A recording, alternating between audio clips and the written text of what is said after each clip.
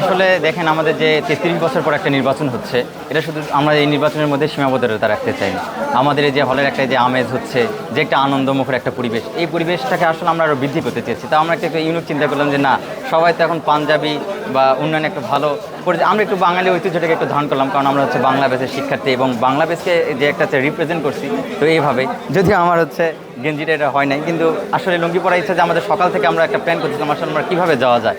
তো vote select করতে করতে তো আমরা মাথায় একটু চিন্তা আসতো যে না, আমরা একটু কিছু ইউনিক কিছু করি।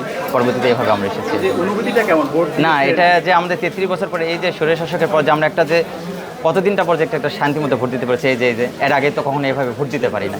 পরবর্তীতে এই যে একটা অনুভূতি আছে যে না, আমরা নিজের হাতে মানে এবং নিজে যে ভোটটা দেওয়ার যে একটা অনুভূতি, এটা আসলে ব্যক্ত করার মতো না।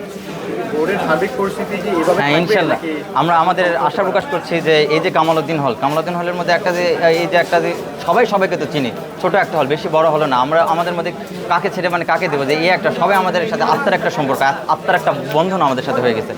এখন এই জিনিসটা আমাদের সিলেক্ট করতে খুব কষ্ট হচ্ছিল যে কাকে ভোট দেবো, কারণ সবাই তো আমাদের কাছের মানুষ। তো আসলে জয় পরাজয় যাই হোক, দিন শেষে আমরা যে একটা কামালউদ্দিন হলের মধ্যে একটা যে বন্ডিং আছে, ইনশাল্লাহ এটা যান পরবর্তীতে যেন একটা থাকে, এটা আমাদের কামনা।